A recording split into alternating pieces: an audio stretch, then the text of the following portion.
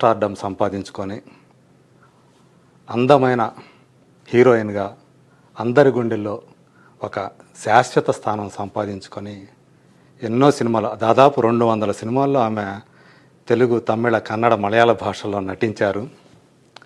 తర్వాత చాలా గ్యాప్ తర్వాత ఆల్మోస్ట్ 17-18 సంవత్సరాల తర్వాత ఆమె మళ్ళీ ఒక తెలుగు సినిమాలో నటించారు. ఈ మధ్య రిలీజ్ అయ్యి బాక్స్ ఆఫీసును దున్నేస్తున్న ఆ సినిమా భగవంత్ కేసరి. అందులో టైటిల్ రోల్ చేసినటువంటి బాలకృష్ణ గారికి అమ్మగా ఆమె నటించారు. సో అప్పుడు ఎన్టీఆర్ గారి సరసన హీరోయిన్గా నటించిన ఆమె ఈరోజు బాలకృష్ణ గారికి తల్లిగా నటించడం ఒక యాదృచ్ఛికమైన చాలా ఆనందాన్ని కలిగించింది. స్క్రీన్ స్పేస్ తక్కువ టైంలోనే ఆమె కనిపించిన ఆమె ప్రజెన్స్ మాత్రం అదిరిపోయింది అనిపించింది. సో ఇప్పుడు ఆమె మన ముందున్నారు. ఆ సినిమా ప్రమోషన్లో భాగంగా హైదరాబాద్ వచ్చారు చెన్నై నుంచి. అమ్మా నమస్కారం. నమస్కారం. చాలా చాలా సంతోషం. సో మిమ్మల్ని నేను చెన్నైలో కలిసి 8 నెలలు అయింది. సో మళ్ళీ ఇలా మనం ఇట్లా కలిసేటట్టు జరిగింది. ప్రకృతి దేవుడు అదే చాలా హ్యాపీగా ఉంది. భగవంత్ కేసరి ఆ సినిమాతోటి అంటే మీరు మళ్ళీ తమిళ సినిమాలో నటిస్తున్నారు. పొన్నియిన్ సెల్వన్లో రెహమాన్ మదర్గా మీరు చేసినటువంటి ఆ పర్ఫార్మెన్సు, ఆ పాత్ర చాలా గుర్తుండిపోయింది. అదే సో మళ్ళీ మా తెలుగు సినిమాల్లో ఎప్పుడు కనిపిస్తారనుకుంటే ఇప్పుడు భగవంత్ కేసరిలో దర్శనమిచ్చారు. మీకు తగ్గ పాత్ర, చాలా మంచి పాత్ర, పవర్ఫుల్ క్యారెక్టర్కి అమ్మగా. సో మీది కూడా సినిమాలో ఒక కీలకంగా ఒక పవర్ఫుల్ సన్నివేశం మీకు దొరికింది. సో ఈ సినిమా చేయటం అనేది మీకు ఎలాంటి అనుభూతి కలిగించి, అది కూడా బాలకృష్ణ గారితో చేయటం అనేది? సూపర్ అండి. మళ్ళీ ఒక పెద్ద గ్యాప్ తర్వాత ఆ గ్యాప్ని మరిపించే లెవెల్లో మళ్ళీ ఈ పిక్చర్ నాకు రావడం, నేను చెయ్యడం, అది బాలకృష్ణ గారు, అనిల్ గారు కలిసి ఇటువంటి ఒక పెద్ద హ్యాట్రిక్ స్క్రిప్ట్ చేసి హిట్ అవ్వడం, ఆ హిట్లో నేను యాక్ట్ చేయడం అనేది చాలా సంతోషమైంది. మీరు ఒక భాగం కావటం. ఎస్. నిన్న జరిగినటువంటి ఆ సినిమా సక్సెస్ సెలబ్రేషన్స్లో మీరు మాట్లాడిన తీరు అంటే ఎంత మీకు ఆ సినిమా నచ్చింది, సో ఎంత బాగా మీరు దాన్ని ఆస్వాదించారనేది మీ మాటల్లో మాకు స్పష్టంగా తెలిసింది. సో బాలయ్య బాబుతో అంటే మీరు ఇదివరకు చేశారు ఆయనతోటి. మొవ్వగోపాలుడు సినిమా చేశారు, తర్వాత సమరసింహారెడ్డిలో చేశారు. సో ఇప్పుడు మళ్ళీ ఆయనతోటి చేయటం. సో అప్పటికి ఇప్పటికీ బాలయ్య బాబులో మీరు గమనించినటువంటి ఏమైనా మార్పులు కానీ తేడా ఏమైనా ఉందా? ఆయన ఎనర్జీ లెవెల్స్ ఎప్పుడు అలాగే ఉంటాయి. మీకు బాలయ్య బాబు ఏ తేడా లేదండి. అసలు అప్పుడు ఎలా చూశాను అంతకంటే రెట్టింపు ఎనర్జీతో ఉన్నారు. ఓకే, రెట్టింపు ఎనర్జీతో ఉన్నారు. ఆయన పర్ఫార్మెన్సు, ఆ ఒక ధ్వని, డైలాగ్ ధ్వని గర్జనలాగా వినిపిస్తుంది సెట్లో. సో మేమంతా వర్క్ చేసినప్పుడే ఇది ఒక హ్యాట్రిక్ హిట్ కొడుతుంది అనేది తెలుసు. ఆయన సెట్లో ఉంటే ఆ సెట్ అంతా కలకలని నవ్వుతూ ఉంటుంది. మనల్ని మనం మర్చిపోతాం.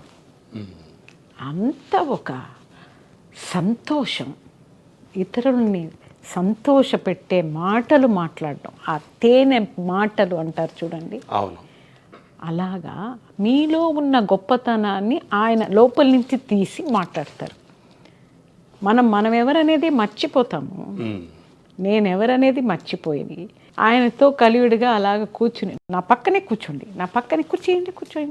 నిన్న ఆయన గెచ్చరు కూడా అంటే మీరు రావటంతో ఆయన మీ చేయి పట్టుకొని తోడుకొని ఆయన పక్క సీట్లో మేము కూర్చోబెట్టుకోవడం ఎఫెక్షన్ అండి. ఆఫ్టర్ లాంగ్ టైం నేను ఈ ఎఫెక్షన్ని నేను ఇప్పుడు చూస్తున్నాను. చాలా ఏళ్ల తర్వాత మా ఇంట్లో కూడా టైములు లేవు నా చేయి పట్టుకుని వెళ్ళేదాన్ని. నా కొడుకు చేస్తాడు అనుకోండి. ఇక్కడ ఈ ఫంక్షన్లో ఆయన నా పక్కనే ఉండి, అది మీరు సెట్ గురించి అడుగుతున్నారు కదా, ఆ సెట్లో కూడా ఆయన ఆ డైలాగు డెలివరీ చెయ్యడం, నేను ఎలా చేస్తున్నాను అనేది చూడడం, అమ్మ అమ్మ అమ్మ అని నా చేయి పట్టుకొని తీసుకుని వెళ్ళడం, అక్కడ కూడా సెట్లో కూడా నన్ను తనిగా వదిలిందే లేదు, అంత బాగా చూసుకున్నారు. ఓకే, ఒక అమ్మలాగానే చూసుకున్నారు. అండ్ ఆ ఎఫెక్షను ఇంకా పోలే, నేను ఆ ఇంపాక్ట్లోంచి ఇంకా బయటికి రాలా. అది నిన్న జరిగిన ఫంక్షన్ ఇంకా ఆనందకరమైంది. సో ఆ అమ్మ పాట బట్టి పడుతున్నారు ఆయన పాడేదానికి. అని నిన్న ఒక మాట అన్నారు, ఈ సినిమాకి గుండె నేను అని, నన్ను అంటే ఎంత పెద్ద మాట అది. నేను వచ్చేది చిన్న దాంట్లోనే, కానీ అది 1000 రెట్లు ఎఫెక్ట్లో ఉండింది. దాని ఇంపాక్ట్ చాలా. That's link for the story. తను ఎందుకు జైలుకి వెళ్ళాడంటే ఆమె చెప్పిన సాక్ష్యం వల్లే. ఆమె ఎందుకు కొడుకుని ఎందుకు జైలుకి పంపించింది, దానికి రీజన్ జనం కోసం.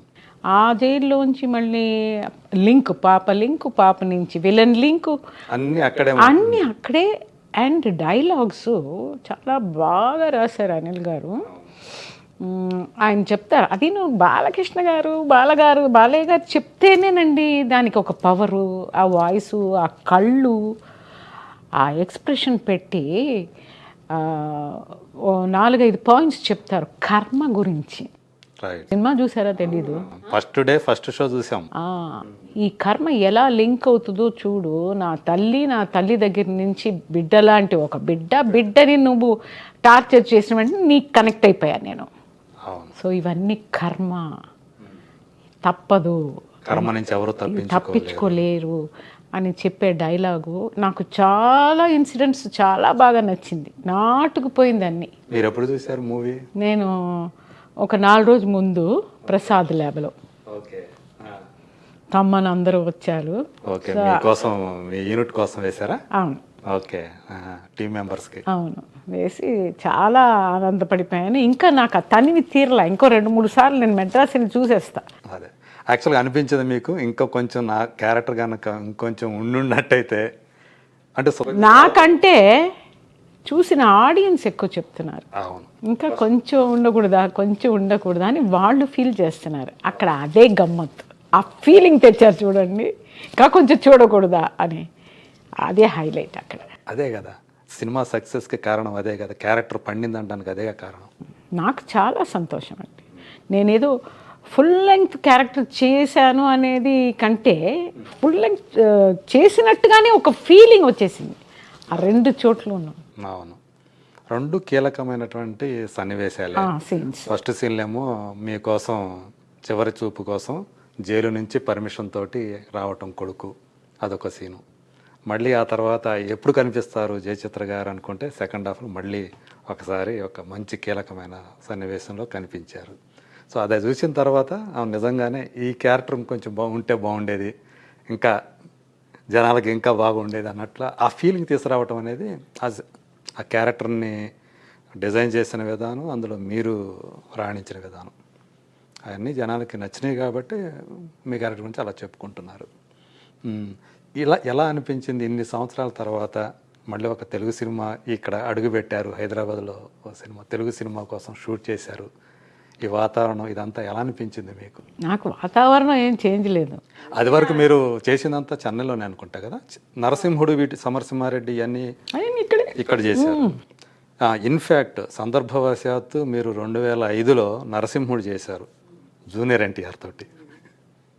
మళ్ళీ ఇన్ని సంవత్సరాల తర్వాత మళ్ళీ ఇది నా ఇల్లు అండి, my home. Hyderabad is my home. అది మిస్ చేశాను ఇన్ని రోజులు. మళ్ళీ నన్ను పిలిపించింది నా హోమ్, రావాలి ఇక్కడ మా బంధువులతో ఉండాలి, సినిమాలు చెయ్యాలి అనేది మళ్ళీ ఒక దేవుడి యొక్క కృప. సో దానికి చాలా సంతోషపడుతున్నాను. మళ్ళీ గ్యాప్ తర్వాత ఒక సూపర్ హిట్ ఫిలింలో నేను యాక్ట్ చేసిందే నాకు చాలా పరమానందం. ఈ విజయదశమి రోజున నేను ఇక్కడ ఉండడం, ఈ విజయాన్ని చూడడం, మిమ్మల్ని అందరినీ కలవడం, ఇంతకంటే ఇంకేం సంతోషం కావాలండి. చూసారా, దసరా రోజు ఇంట్లో కాకుండా ఇక్కడికి వచ్చి ఇక్కడ సెలబ్రేట్ చేసుకున్నారు మీరు. ఒక హిట్నిచ్చి దానికి అంటే కేవలం కమర్షియల్ హిట్ కాదు, ఇది ఒక మంచి సందేశంతో ఎంత మారల్స్ అండి, అన్ని ఆస్పెక్ట్స్ ఉన్నాయి. అదే నేను నా స్పీచ్లో చెప్పాను. నేను అన్ని ఆస్పెక్ట్స్, ఒక రొమాన్స్, అది ఒక డిగ్నిటీగా, దెన్ ఒక సీరియస్నెస్, మారల్ తోటి ఉన్న కొన్ని సెన్సేషనల్ సీన్స్, యాక్షన్స్, అన్నీ కలిసి ఉన్న ఒక సూపర్ మిక్స్చర్ ఆఫ్ కలయిక. అదే అందరికీ నచ్చుతుంది ఇది. అది నువ్వు బోర్ కొట్టకుండా, డైలాగ్స్ అన్నీ బోర్ కొట్టకుండా, ఈవెన్ ఫైట్స్, అవును ఒక హ్యూమర్ అందులో చేర్చి, అనిల్ గారికి అందులో హీ ఈజ్ ఎక్స్పర్ట్. సో మన హీరో గారు ఆ మూమెంట్లు చేసుకుంటా ఆ ఫైట్ చేయడం ఐ అప్రిషియేటెడ్ సో మచ్. అలాగే ఆ స్టేజ్లో బిడ్డల గురించి చెప్పే మ్యాటరు నేను చెప్పాను stage. Yes that's a very new point.